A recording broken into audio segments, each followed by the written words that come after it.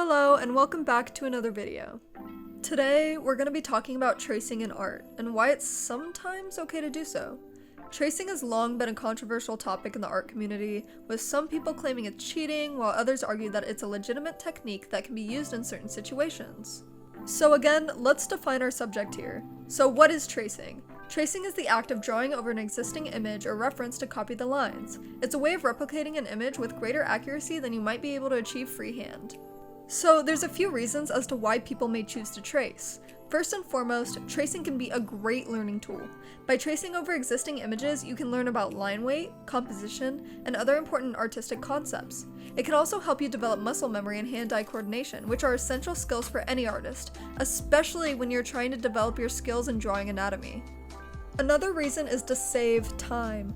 If you're working on a project with a tight deadline or you're trying to produce a lot of work in a short amount of time, tracing can be a way to speed up the process, like if you're a character, background designer, or maybe even a storyboard artist.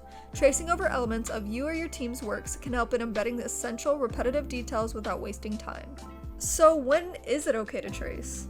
There are a few situations where tracing can be a legitimate technique. For example, if you're working on a project where accuracy is essential, such as a technical illustration or architectural drawing, tracing can be a great way to ensure that everything is in the right place.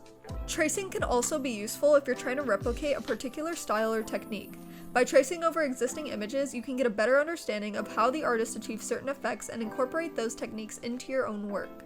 Of course, there are also situations where tracing is not okay.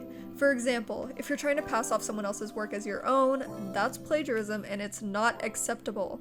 Similarly, if you're tracing over an image without permission, that's also not okay.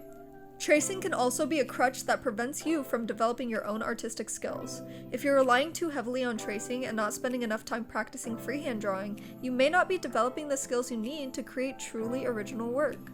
Also, if you've enjoyed the video so far, I'd really appreciate if you took the time to drop a like or even leave a comment. Appreciate you guys. In conclusion, tracing can be a useful tool for artists in certain situations. Whether you're using it to learn, save time, or replicate a particular style, tracing can help you achieve your artistic goals. However, it's important to use tracing responsibly and ethically and not rely on it as a crutch. As with any tool in your artistic toolbox, it's all about knowing when and how to use it effectively.